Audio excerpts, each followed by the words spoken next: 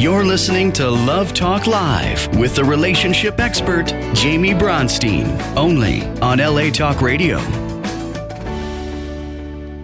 Hello and welcome to Love Talk Live. Today I have with me Eve Lahijani. Hello, everybody. She is a nutritionist, registered dietitian, lots and lots and lots of, she wears lots of hats, right? And she has lots to say.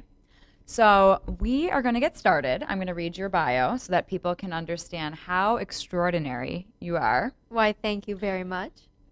So this is Eve. Eve Lahijani is a registered dietitian, nutritionist, and has a TEDx talk. Let's just stop there for a second because not everybody has a TEDx talk. I don't know if you're aware of that, but pretty amazing. So everybody tune in and listen to what this lady has to say because we're going to be talking about relationships and how relationships and food, your relationship with food, can affect your romantic relationships also. So anyhow, her TEDx talk was called Trust Your Hunger and Make Peace with Food. Her talk is about her own story overcoming body image and eating issues. Eve taught body image and nutrition classes and workshops at UCLA for nearly a decade. Now Eve loves working full-time in her private practice where she is helping people from all over the world cultivate peace and ease with food in any situation, no matter what is happening in their lives. And I feel like even in your bio, it's just so your personality and like that love that comes through and you can just, your passion about what you do. Yeah, really. Thank you so much for having me here. I'm so excited to share like tools and everything I know with your listeners. And before we go even further, is it about once a week you post a little video? Yes, on YouTube. And I also posted on my Facebook on some aspect about food. And we will get to that at the end of how you can contact her. But I mean, they're entertaining. She's just very down to earth and real. And you speak very authentically. And you're a huge inspiration. So, oh, thanks so much. Likewise. Thank you. So tell us a little bit about your story, how you got into doing this, how you feel like maybe it's affected your relationships in the past, and how it affects your clients' relationships. Oh, do you have all night? Where do we start? I know, I have so much to say. Absolutely.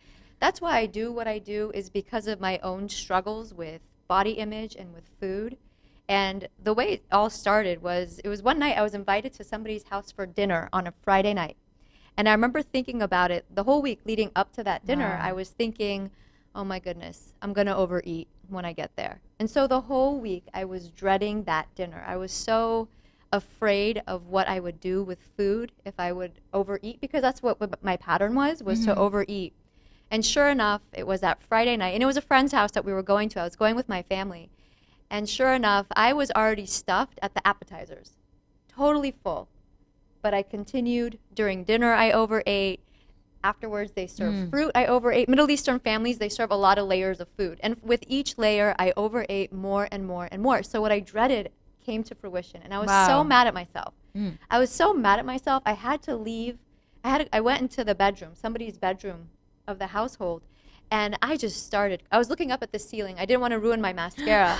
And I just started crying because I was just so mad at myself. You would never think, like that something like this was going on with me. It totally ruined the night. I wasn't present. I didn't have conversations with anybody, at least not anything meaningful, because I was so in my head. I was so obsessed. I was so afraid of what was going to happen with food. And it happened. And it happened. Talk about law of attraction right there. Self-fulfilling prophecy, yes. Absolutely. And so at that person's house, I made a promise that if or now I know that it's a when, if or when I solve this eating issue, I'm going to make it my life's mission to help other people have peace with food. At the time, I didn't have a name for it. I didn't know what I was going through, but all I knew was that it was impacting who I was in relationships, when I traveled, how I interacted with people, who I showed up as when I went to work. It impacted every facet of my life. And so that's why I made the promise that if I get to the bottom of this, I'm going to make it my life's mission to help anybody else who's struggling with food as well. And what's just coming to me right now is and I think about this a lot. It's so interesting. We all come into this world with different things we need to work on, and we sign up for it before we get here, right? Right. So it's like, I'm going to choose the eating issue, or I'm going to choose the anxiety issue. I'm going to choose the family issue, this relationship.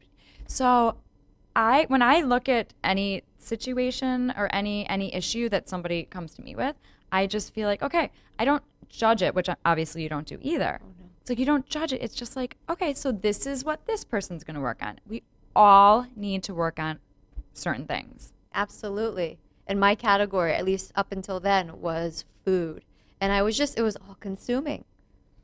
It sounds like it was. And I'm so happy that you got to the point where you had the acknowledgement of this and you realized you did not want to go on like that. And not only that, you actually wanted to inspire people also how to change their lives. Absolutely. And so speaking of, you asked me the question about relationships. So is it Yes. okay if I share a little bit how I see eating issues actually reflecting what might be going on in a relationship? Yes. I think our viewers would adore hearing this. Yeah, it's very interesting because oftentimes for many of my clients, what's happening with food is like a barometer of what's happening or how they feel about what's happening in the relationship. And so I remember long ago, one of my mentors said, an eating issue really isn't about food at all. An eating issue is actually a voice box issue, is that this person is having a troubling time communicating what is going on within themselves. So instead they use food or what they're doing with their body image metaphorically. And I want to share some examples. Yeah. And I'm sharing from clients that I've worked with over the years, things that I've seen. And oftentimes what happens for a lot of my clients, because I work mostly with women, is feelings crop up in the relationship. Let's say, their husband, has a 9-to-5 job, their parents, they have kids, the mom might be the wife might be the homemaker. Right. So a lot of the work that they do isn't, they don't get paid for it, so it may not be valued. So let's say that's the scenario. And my client might be feeling feelings of resentment or feeling upset. They're feeling bad. Naturally, yes. Naturally. People who tend to struggle with food tend to internalize that feeling. They think, oh, I feel bad, therefore I must be bad.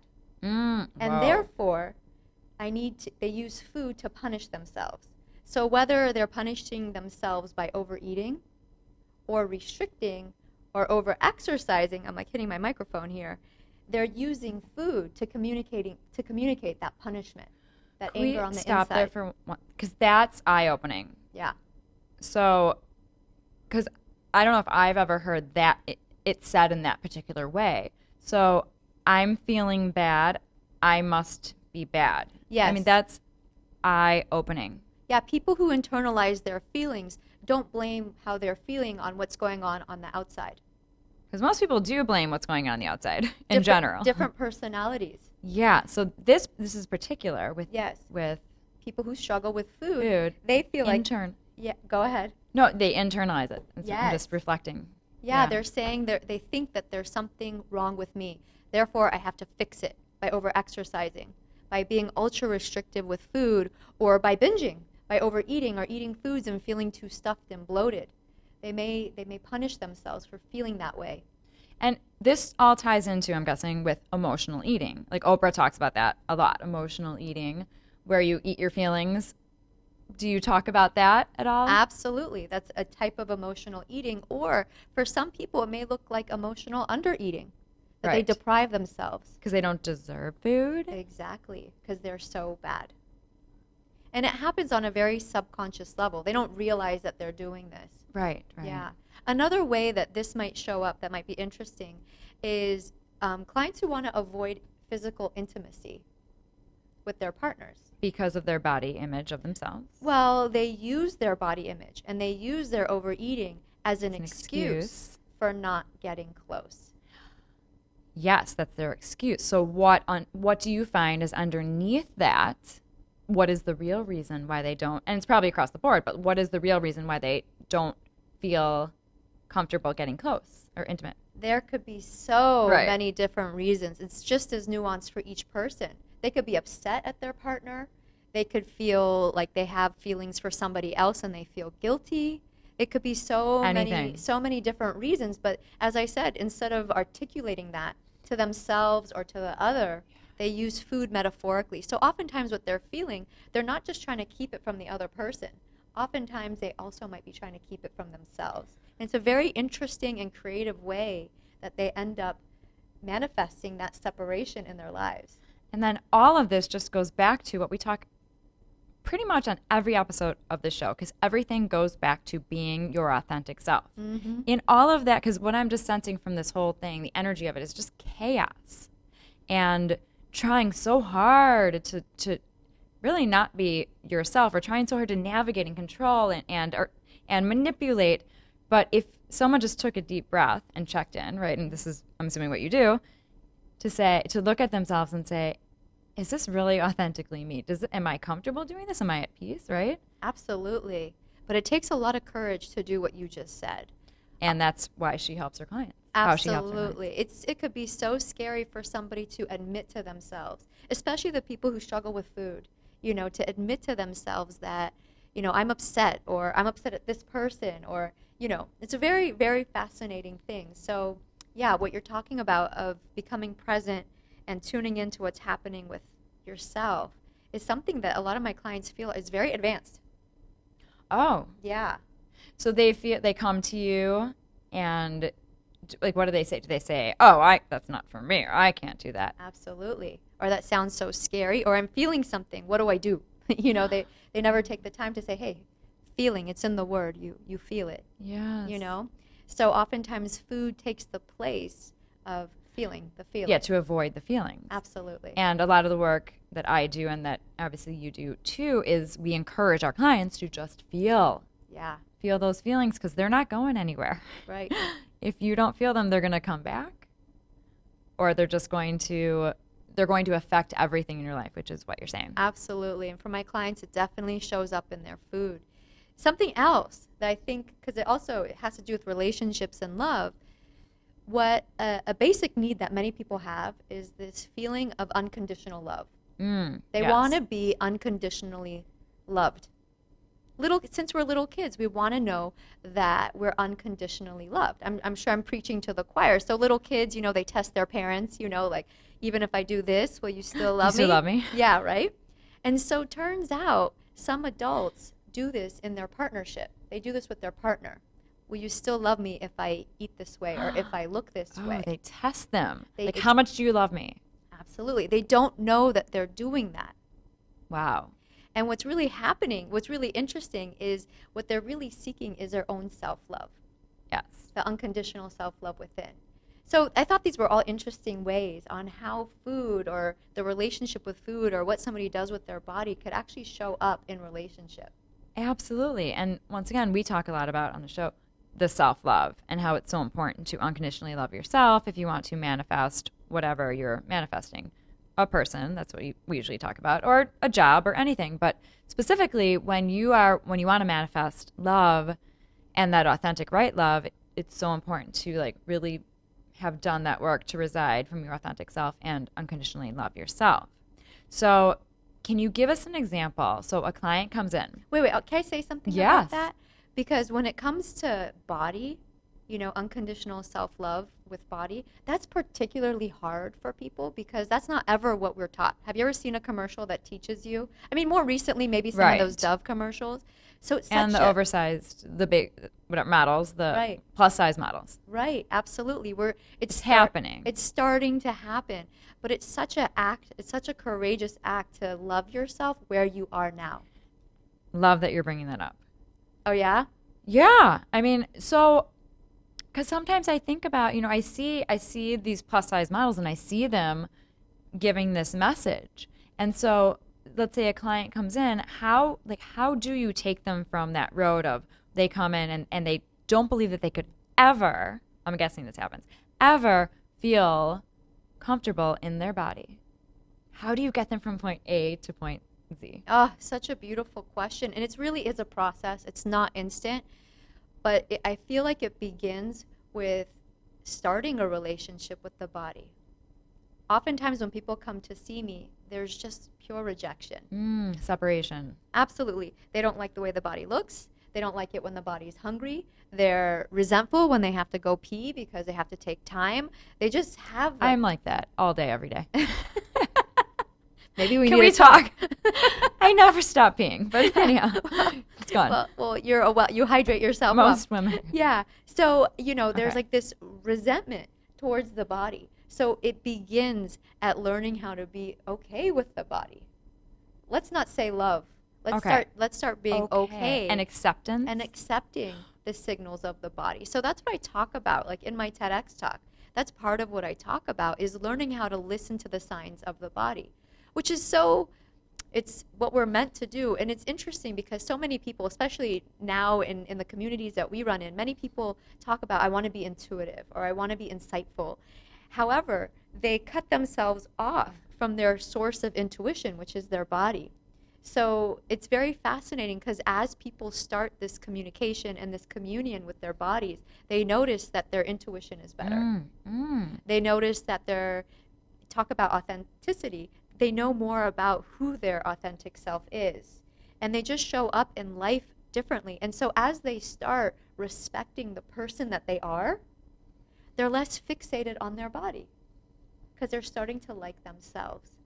Yes, yeah. I mean, I see so often where people, when they don't feel like, I don't know, if they don't feel like they have a lot to offer in this world or gifts to give, and they're so focused on the scale or what they look like, it really just takes away from everything else that is supposed to be flowing in their life. That's exactly why I do the work that I do. And in the emails, because I have people reaching me from all over the world. They send me beautiful, amazing emails. And part of what they write is they could see that this fixation on food and the food obsession is keeping them from being fully self-expressed. Yes. That they're not being the being that they know they could be in this world. It's like jail. Like jail. I don't know if they have said that, but that's what I'm sensing. Jail, they're not free. Yeah. And so that's part of what we work on. And it's amazing because as they start resolving what's happening with food, they become the artist that they always wanted to be. The mother, the lawyer, the therapist, or whatever. They're able to show up more fully in their lives because they're no longer in that jail. It's really remarkable. And again, why I feel so blessed to do the work that I do, because it's almost like I'm freeing people from the jail. I'm just giving them the keys and they're learning how to unlock their own door. And it's, I love it. I can tell you love it. I know you love it. Talk about love. So I have a question about, because we spoke before this, and one thing that really stuck out was how food can be self-love. And I'd love to hear more about like how food can be self-love, and then also how to listen to your body, when to say yes and when to say no, but really just to respect what's going on. Absolutely.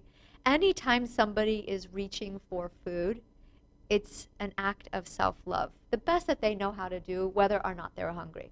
Because if they knew a better way, even somebody who's emotional eating, and for people who are emotional eaters, I really want you to hear this. Even if you're reaching for food and your body doesn't need it, that is an attempt to love yourself. Because you're taking care of yourself. The best way you know how. At that time. At yes. that time. There could be a better way, and there probably is, especially if you're not hungry. There probably is a better way. But it's really important to know that, because oftentimes emotional eaters, they get so mad at themselves that they're eating emotionally that it causes even more emotional eating. Yes. It keeps it happening longer. Yeah. So I forgot the question because I got so excited. Can you ask that again? Well, it was two thoughts. It was how can food be self-love? Oh, right. Because you had mentioned that. And then also just how to listen to your body, when to eat and when not to eat. But even before we go there, and hopefully we'll remember the other part, I feel like what you just said is so empowering to people, because there are people out there. I've had tons of clients that kill themselves over, I was sad and I ate the pint of ice cream or whatever it is, and then they shame themselves, But what Eve is saying is that actually you can shift that, and you can get empowered by that choice, because that's just what you decided to do in the moment. But it doesn't mean that you need to do this for the next 5 days and kill yourself. Absolutely. And be mad at yourself. So it's like kind of like how to bounce back after that. Absolutely. Is really how to bounce back after that is a whole nother conversation that I teach my clients, because that's big, because oftentimes when clients make that food mistake, they're just so devastated and mad at themselves that it continues and it gets worse. Yeah. But back to what you're saying, think about it this way. Eating is nurturing. It really is a way of nurturing ourselves. It's a way to fuel ourselves and to feed our bodies. And so a way I like to conceptualize it is that we got good at filling this tank, and so my clients need to learn how to start filling this tank, the heart tank. So when they see themselves reaching for food, they start understanding that, oh, one of my tanks need filling. Is it really this one? Or maybe it's this one. They start asking themselves that question. And so part of you had like such a triple part question. I have so much. I'm like so excited. Can't wait to get over. to the self-love part, because that was definitely a part. But go on. Yeah. So part of learning how to say yes to yourself, actually with my clients, learning how to say yes to themselves comes first when it comes to relating to food. Because many clients who come to me, I call them diet survivors, because they've been through so many diets. They have diet trauma. They're so afraid that food is going to leave them at any second, It's very fascinating. So part of what I work with my clients is teaching them how to feed themselves again. And it's very interesting because a lot of them know how to feed their partners, and they know how to feed their kids. Children. Yeah. Yeah. So they know what that is, but they don't give themselves that sense of worthiness or that, that love. So part of what we talk about is them learning how to feed themselves with love again. What does that mean? What kind of foods are you truly craving? How could you give it to yourself in a loving way? That doesn't mean standing in front of a refrigerator, eating straight out of the refrigerator without heating it up. My clients do those types of things. It's learning how to eat in an honorable way, in a self-loving way. Just like if you had a guest coming over to your house, You'd want to treat them with the utmost respect and give them beautiful foods. But here's my question for that. Yes. So say there's a client who says, well, the only food that's going to make me happy is pizza and then also cheeseburgers. I'm going to pause you right there, because even in your language, the only food that's going to make me happy, that's not what food is for. But didn't you just say that you said that clients need to learn how to feed themselves with what they want to eat? Absolutely. And that also includes foods that make their body feel great. So that's also part of the question, is how does that Does a hamburger make you feel good? And for some of my clients, yeah, I feel awesome after a burger. But then a few weeks later, you know what? Maybe the burger without the fries. And then a few weeks later, I wasn't craving a burger. I got something else. So it's very interesting how what they think they must have tends to evolve as they give themselves permission to have it, as they learn how to listen to the signals of their body, as they learn that food is no longer off limits. They're no longer eager to hoard it and get it all now. And it sounds like what you do is you don't say, like, you have to do this right now, which would be so regimented and the depriving thing. Mm-hmm. It sounds like you really just go on this journey with them, and it really is a beautiful way to heal an eating issue, because it's like you're there the whole way. Yeah. And I don't know how exactly you work, but you can tell our viewers. But it seems like you're pretty hands-on, like you're available. If somebody's like having a bad day and they're like, I ate a cheeseburger, what do I do? Oh, absolutely. So different clients work with me on different levels. Like some clients even have my cell phone number and they could text me if they sign up for that. Wonderful. Yeah. So there's a lot of different ways. I'm very accessible for my clients because I know they could heal this. And I know how much it could interfere with the sense of well-being and, their happiness in life. So I come in as committed as they are to get to the bottom of this and have true healing. So part of feeding yourself with love, I hope I'm answering it, is learning how to listen to yourself, just like you love somebody else. You show somebody else that you love them by what? By listening to them. Also, by letting them be where they're at. Yes. If you're hungry and you need food, then in the beginning, before clients see me, they argue with their hunger. They tell themselves, no, I shouldn't be hungry. Or, it's not time to eat. Or, no, let me first get these things done. And you say to them, your body needs to eat something. Absolutely.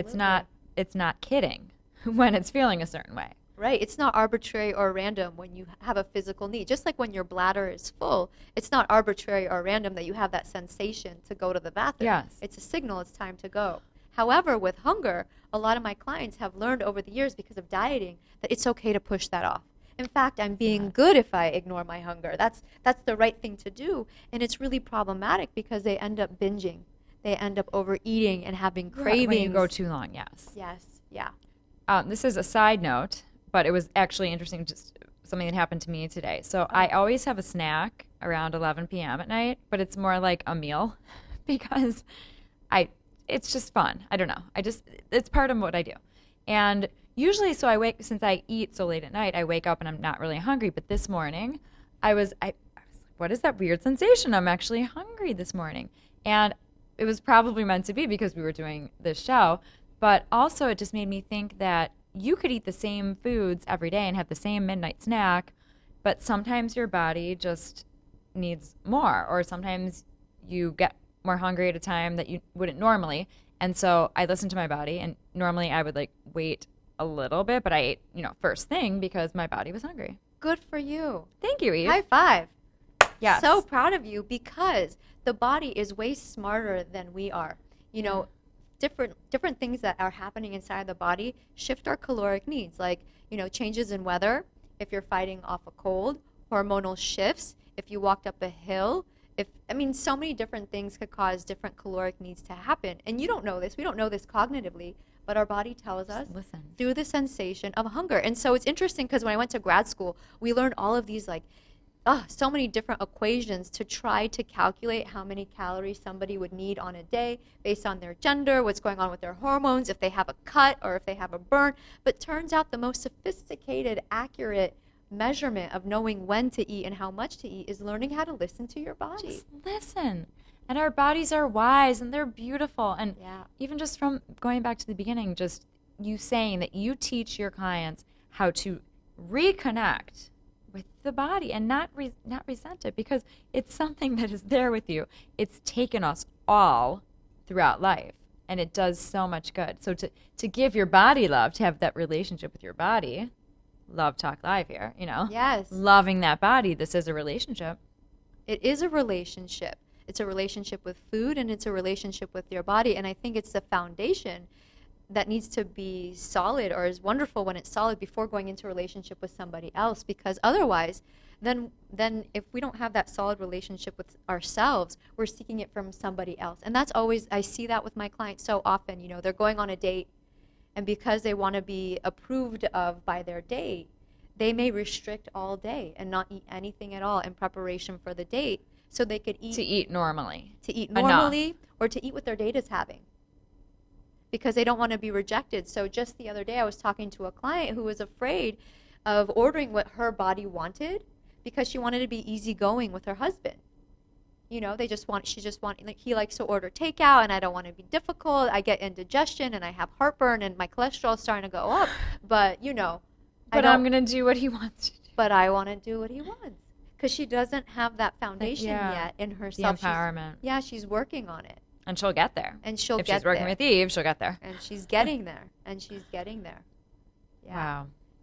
So do you work with your clients with diets? Because I feel like diets are, like, in the past, from what I know, and I'm not a dietitian, it seems like diets don't really work. Like the yo-yo effect, then there are all these, like, fads of diets. I've always thought that it's better to just have, like, this is my lifestyle, like a healthy lifestyle. Instead of doing these things, these intense things. So how do you work with your clients on diets, and then also diets with relationships? Because if you're on a diet where you're, like, cleansing a day, then you can't really enjoy that cake at dinner. So I love your layered questions. It gets me so excited. I don't know where to begin. I'm a layerer. My mind is constantly thinking of questions, because that's what I do. And it's a sign of super intelligence. So actually, I don't work with diets. In fact, I work with my clients to get them off diets, because diets, we know this now scientifically, they backfire. 95 to 98% of the people who go on a diet with the intention of losing weight, either they don't lose weight at all, or if they do, they gain it back. And usually they don't just gain back the weight, they usually gain back even more. So it turns out one of the biggest predictors of overeating, binging, having cravings is dieting in the first place. And there are real reasons why this dieting backfires like that. And part of it has to do with humans are not meant to restrict themselves when it comes to food and eating. Mm-mm. You could think of it kind of like a pendulum. You know what that is, like on the Yes. bottom, right? You could think of it like this, that if somebody's restricting, the pendulum starts to swing in one direction. What does this pendulum want to do naturally? Go way back to the other side. Absolutely, which looks like overeating, obsessing about food, having cravings. How about if I swing this way in the opposite direction? So the greater the restriction and the longer it lasts, the greater the diet backlash. There's even a name for it. It's called diet backlash, and it's predictable. I could predict when somebody's going to have diet backlash. The more rigid they are, the more they restrict. It's usually just a matter of time until the backlash happens. And that's one of the reasons why diets don't work. We know this now. And it's really sad because even though we know this, it's in so many different scientific journals. When somebody goes to the doctor, what might a well-meaning doctor recommend still these days? They still recommend dieting because for some reason they don't know, what that Right. missing link is. And that's part of what I work on with my clients. Another really important reason that I think you'll appreciate about why diets don't work is because when somebody goes on a diet, they really have this intention of eat less, right? Eat less. Right. And so what they start to do is they start to ignore their hunger. Okay? Sound Not common listening. enough, right? Disconnecting. Disconnecting, which is really interesting because as they learn to disconnect from hunger, the same person also disconnects from fullness. You can't just themselves. disconnect. Oh, Yeah. yeah, absolutely. You can't just disconnect from hunger Right, yes. without It's disconnect. the extreme once again. The pendulum. Extreme, extreme. Absolutely. So the same person who during the first half of the day did a good job of You're not like eating rocking anything, out. and they're proud of themselves. That's the same person that they get home, and once they start eating, they just can't stop. And they're like, why is this happening? It's because they train themselves to ignore their body. That's why they're so good at overriding the sensation of fullness. It's a cycle. It's a cycle Yes. that Eve helps people stop. Yes, I love helping people overcome. Heal. Heal. And heal. Absolutely. So we need to wrap up. Oh, I know, she's going to come back because there's still so much more. so much fun. I'm having such a great time.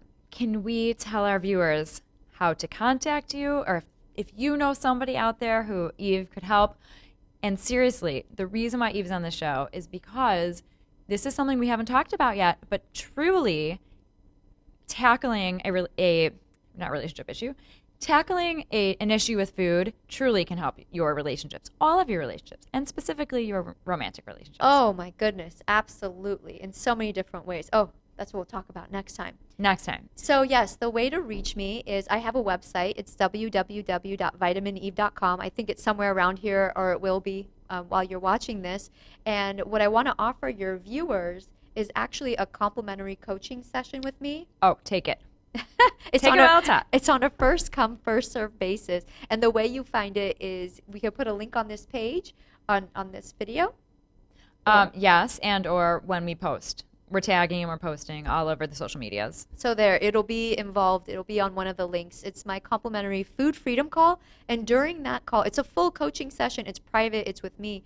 We'll really take some time to get clear on what it is you want to accomplish.